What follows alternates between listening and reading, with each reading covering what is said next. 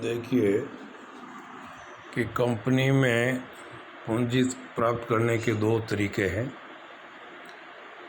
यदि पूंजी की आवश्यकता सीमित हो तो निजी स्रोतों से संचालक अन्य संचालकों से या अपने मित्रों से या रिश्तेदारों से या प्राइवेट प्लेसमेंट के आधार पर जो है वो पूंजी जुटा सकते हैं।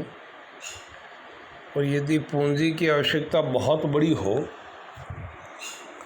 तो ऐसी स्थिति में जो सार्वजनिक कंपनियां हैं, जो सार्वजनिक कंपनियों के रूप में पंजीकृत हुई है, वो कंपनियां जनता से पूंजी प्राप्त कर सकती है। तो दो बातें आप ध्यान रखेंगे। यदि पूंजी स्वयं के स्रोत से अगर जुटानी है तब स्थिति भिन्न होगी, और जब पूंजी जनता के माध्यम से एकत्रित करनी है तब व्यवस्था अलग टाइप की होगी। जब जनता से पूंजी प्राप्त करनी है सार्वजनिक कंपनियों के द्वारा, तो ऐसी स्थिति में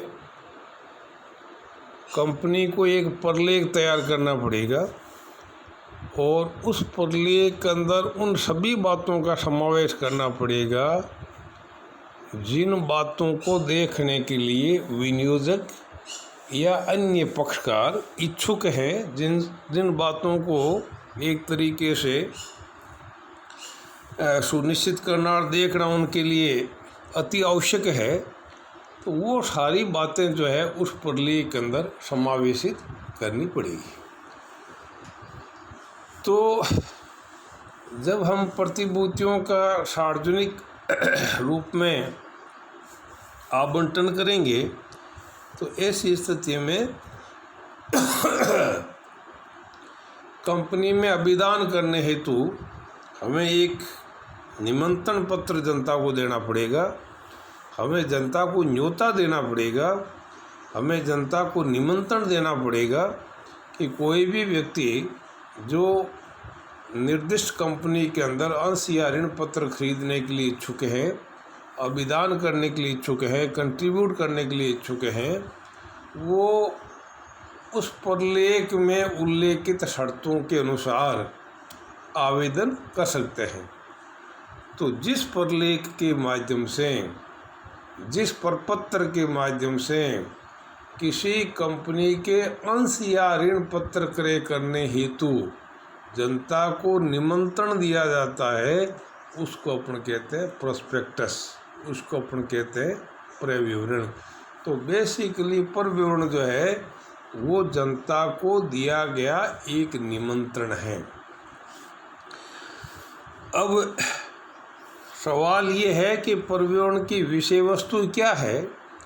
तो एक कॉमन सेंस की बात है, बहुत सारी बातें आप अपने सहज तरीके से उनका उल्लेख कर सकते हैं कि भाई स्वाभाविक बात है कि भाई जो कंपनी प्रविवरण जारी कर रही है उसमें कौन कौन से व्यक्ति उसमें संचालक के रूप में है, या प्रवर्तक के रूप में है, या सेक्रेटरी के रूप में है, या कि मैनेजरियल फंक्शन के पर्सन के रूप में है, या कोई अभिगोपक है तो अंडरराइटर्स के बारे में जानकारी, उसकी फाइनेंशियल पोजीशंस के बारे में जानकारी, कंपनी का पिछले 5 साल का बैकग्राउंड, कंपनी की भावी क्या क्या संभावनाएं हैं, कंपनी के अंदर आने वाली जो चुनौतियां हैं, जो रिस्क फैक्टर्स है, वो भी विनियोजक जानना चाहेगा।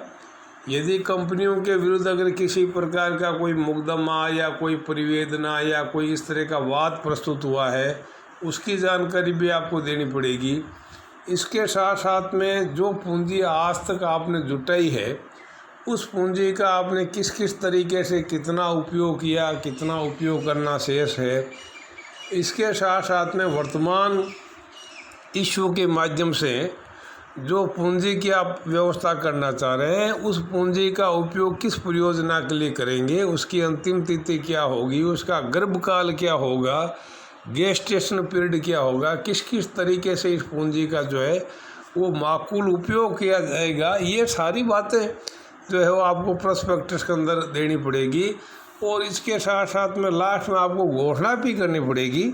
अच्छा, अगर मान लीजिए कोई ऑन गोइंग कंसर्न अगर आप लेना चाह रहे हैं इशू के माध्यम से, तो उस कंसर्न के भी हिस्टोरिकल बैकग्राउंड और वर्तमान पोजीशन और भावी संभावनाएं, ये इस बात का खुलासा भी जो है आपको प्रोस्पेक्टस के अंदर करना पड़ेगा।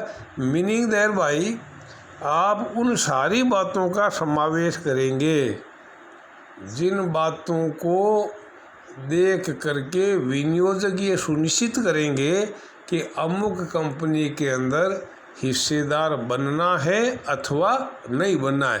वही बातें जो है वो प्रोस्पेक्टस की विषय वस्तु मानी जाएगी और अंत में संचालकों के द्वारा ये घोषणा की जाएगी कि भाई प्रोस्पेक्टस तैयार करते समय जो है पूर्ण सावधानी बरती गई है और उनमें सब उन बातों का समावेश कर लिया गया है जो कि कंपनी अधिनियम के लिए अधिनियम के अनुसार आवश्यक है। तो ये है प्रविवरण की मोटे तौर पर बातें। प्रविवरण की जहाँ तक अर्थ का मैंने आपको क्लियर कर दिया। परिभाषा का जहाँ तक सवाल है, अधिनियम की धारा 2 सब सेक्शन 70 के अंदर लिखा है कि प्रविवरण से अभिप्राय एक ऐसे प्रलेख से है जो प्रविवरण की तरह वर्णित एवं निर्गमित किया गया हो। ये जो लाइन है प्रविवरण की तरह, चाहे सूचना हो, चाहे विज्ञापन हो, चाहे प्रपत्र हो, चाहे कैसा भी प्रलेख हो, यदि उसकी संरचना, उसका कंपोजिशन अगर प्रविवरण की तरह है, जिसको देखने से प्रथम दृष्टया ये लगता है कि ये इसका प्रयोजन जो है वो जनता को निमंत्रण देने का है, उस तरीके से डिस्क्राइब्ड और प्रिपेयर्ड अगर किया गया है तो उसको प्रविवरण ही माना जाएगा। और जिसमें मायावी प्रविवरण, रेड हेरिंग प्रोस्पेक्टस, सेल्फ प्रविवरण, सेल्फ प्रोस्पेक्टस अथवा किसी भी प्रकार का सूचना पत्र, परिपत्र, विज्ञापन या प्रलेख से हैं जो किसी समामेलित संस्था के अंश या ऋण पत्र क्रय करने हेतु जनता को निमंत्रण दिया जाता है। तो कंक्लूसिवली आई कैन से, निष्कर्ष के रूप में मैं ये कह सकता हूँ कि कोई भी इस तरह की सूचना, कोई भी इस तरह का तैयार किया गया प्रलेख जिसमें प्रविवरण के लाक्षणिक गुण हो, उसकी तरह वर्णित और निर्गमित किया गया हो, तो हम उसको प्रविवरण की तरह ही मानेंगे। इस प्रकार कोई भी ऐसा प्रलेख जिसके माध्यम से अंश या ऋण पत्र क्रय करने हेतु जनता को निमंत्रण दिया जाता है तो उसे प्रविवरण कहा जाता है। तो बहुत स्पष्ट बात हो गई कि इसमें कोई पर्टिकुलर या इस तरह का कोई मामला नहीं है। उसका कंक्लूसिव भाव ये है कि उससे ऐसा प्रतीत होना चाहिए कि इसका जो प्रयोजन है वो कंपनी के अंश या ऋण पत्र क्रय करने हेतु जनता को निमंत्रण देने का प्रयोजन है, तो वो प्रोस्पेक्टस है। अब उसमें चाहे रेड हेरिंग प्रोस्पेक्टस हो, चाहे उसमें सेल्फ प्रोस्पेक्टस हो, चाहे उसके अंदर कोई सर्कुलर हो, चाहे एडवर्टाइजमेंट हो, चाहे नोटिस हो, किसी भी रूप में हो। तो उपयुक्त बातों के आधार पर जो है अपने प्रविवरण की विशेषताओं पर ध्यान करेंगे तो बातें तकरीबन सब खुलासा हो चुकी। ऐसा प्रलेख जो प्रविवरण की तरह वर्णित एवं निर्गमित किया गया हो, it must be described and issued as per the provision of the prospectus, then it is prospectus. Number 2, प्रविवरण में कोई भी सूचना पत्र, परिपत्र, विज्ञापन, मायावी प्रविवरण, शेयर प्रविवरण को सम्मिलित किया जा सकता है। शर्त केवल इतनी है कि वो प्रविवरण की तरह वर्णित एवं निर्गमित किया गया हो, उन सारे प्रावधानों की अनुपालना की गई हो। तीसरा, प्रविवरण केवल सार्वजनिक कंपनी द्वारा जारी किया जा सकता है, निजी कंपनी के द्वारा नहीं। निजी कंपनी तो खैर निर्गमन करने के लिए जो है निषेध करती है, ये जनता को निमंत्रण दे ही नहीं सकती। और यदि कोई निजी कंपनी ऐसा कोई प्रलेख तैयार कर ले जिससे ये प्रतीत हो जाए कि ये तो जनता को दिया गया निमंत्रण है, तो उसको निजी कंपनी के रूप में प्राप्त समस्त विशेषाधिकार एवं छूटें समाप्त हो जाएगी। तो ये तो खैर प्रश्न ही पैदा नहीं होता है। चौथा है परविवरण जनता को दिया गया निमंत्रण माना जाएगा। ये कोई इंडिविजुअल इनविटेशन नहीं है, it is invitation to public. और इनविटेशन टू पब्लिक की पहचान ये है कि जिस व्यक्ति के पास में वो निमंत्रण गया है, अगर उससे भिन्न व्यक्ति भी अगर आवेदन कर सकता है तो ये मान करके चला जाएगा कि वो परविवरण जनता को दिया गया है। परविवरण द्वारा किसी निगमित संस्था के अंश या पत्र क्रय हेतु निमंत्रण दिया जाता है। ये लिखित प्रलेख है, सार्वजनिक प्रलेख है, इसमें कोई गोपनीयता नहीं है, सारी बातें डिस्क्लोज्ड है। हस्ताक्षरित प्रलेख है, देखो इसके अंदर जो भी संचालक है या प्रस्तावित संचालक है या ऐसे सभी व्यक्ति जो उस परविवरण को जारी करने के लिए सहमत है, उनके हस्ताक्षर होने चाहिए, ताकि किसी भी तरह का कोई मिथ्या कथन या झूठ या छिपाव का कोई मामला हो तो उनको उत्तरदायी ठहराया जा सकता है। परविवरण तभी जारी किया जा सकता है जब परविवरण रजिस्ट्रार के पास पंजीयन हो गया। इट इज़ एसेंशियल कंडीशन, क्योंकि जब तक उस परविवरण की विषय वस्तु को रजिस्ट्रार के वहाँ पर पंजीयन नहीं करवाएंगे तब तक उसके अंदर किसी तरह की छेड़खानी भी हो सकती है, अल्ट्रेशन भी हो सकता है। इसलिए उस डॉक्यूमेंट्स को पहले पंजीयन कराना अनिवार्य है। और इसके साथ साथ में क्योंकि ये परविवरण जो है केवल सार्वजनिक कंपनियों के द्वारा जारी किया जाता है, तो ऐसी स्थिति में सेबी के द्वारा जो भी प्रोविज़न बनाए गए हैं उनकी अनुपालना भी सुनिश्चित करनी होगी। Now the question arises the contents of the prospectus, the subject matter of the prospectus. मैं ऑलरेडी आपको ये कह चुका हूँ कि परविवरण के अंदर उन सब बातों को समावेशित करना पड़ेगा जिसको तृतीय पक्षकार जानने का इच्छुक हैं। तो क्या क्या बातें हो सकती है, पहले तो आपको डेट देनी पड़ेगी, और यदि कोई विपरीत बात नहीं हो तो it will be date of the issue of the prospectus. फिर दूसरा हस्ताक्षर मैंने आपको बता दिया है, जो भी संचालक है या जो प्रस्तावित संचालक है या जो कोई भी व्यक्ति प्रोस्पेक्टस को जारी करने के लिए सहमत है वो सारे सिग्नेटरीज होंगे। फिर आपको उसमें क्या क्या सूचनाएं देनी है, ये कॉमन सेंस की बातें हैं। कंपनी का नाम, पता, पंजीकृत कार्यालय की सूचना, कंपनी सचिव, मुख्य वित्तीय अधिकारी, जितनी भी अपन कलेक्टिवली अगर कहें तो की मैनेजर पर्सन। फिर आजकल क्या है कि सारा काम स्पेशलाइजेशन का हो चुका है, तो ये अलग अलग भूमिकाएं हैं। तो कौन कौन व्यक्ति बैंकर के रूप में, ट्रस्टी के रूप में, अंडरराइटर के रूप में सेवाएं देंगे, उनका भी खुलासा करना पड़ेगा। और फिर सबसे महत्वपूर्ण बात यह है कि जो इश्यू ओपन और क्लोज होगा उसकी डेट देनी होगी, ताकि उस ड्यूरेशन के अंदर विनियोजक आवेदन कर सके।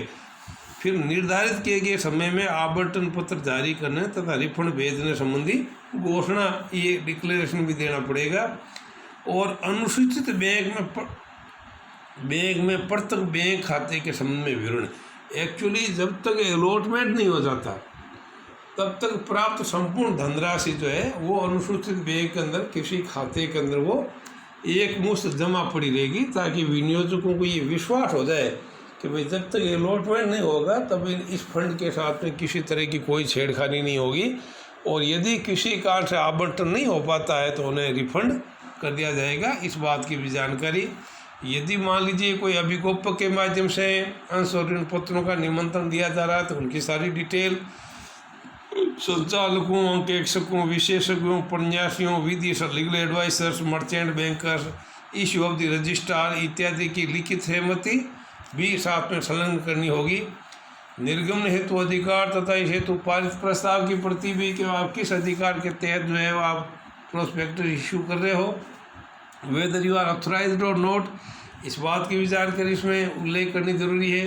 कंपनी की पूंजी संरचना, कैपिटल स्ट्रक्चर क्या है, कितनी इक्विटी है, कितनी प्रेफरेंस है, कितने डिबेंचर्स है, ये सारी जानकारी भी नेचुरली विनियोजक चाहेंगे।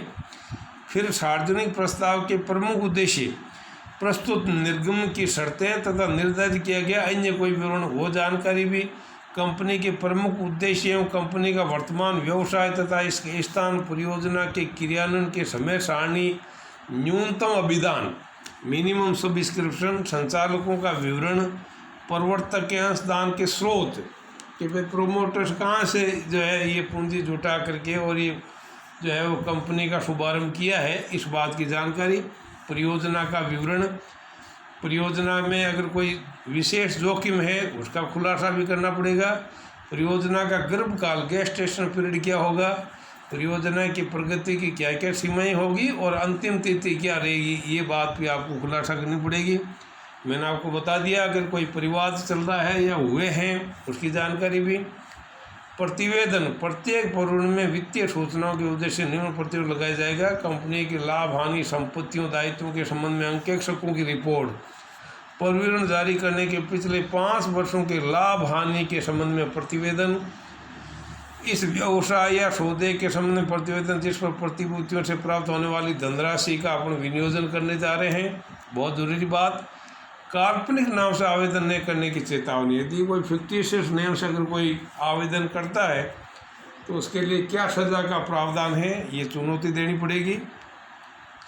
परिविवरण की मुख्य पृष्ठ पर लिखी जाने वाली बातें, परिविवरण की प्रति पंजीयन हेतु रजिस्ट्रार को सुपुर्द कर दी गई है ताकि सब विनियोजकों को विश्वास हो जाए।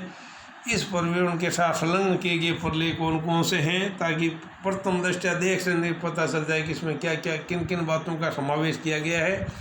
इसी तरह से इश्यू हाउस द्वारा निमंत्रण की दशा में ज़्यादातर कंपनियां स्वयं प्रोस्पेक्टस नहीं जारी करके और ये पंजीकृत संस्थाओं के माध्यम से अपने अंश और ऋण पत्र जारी करवाती है।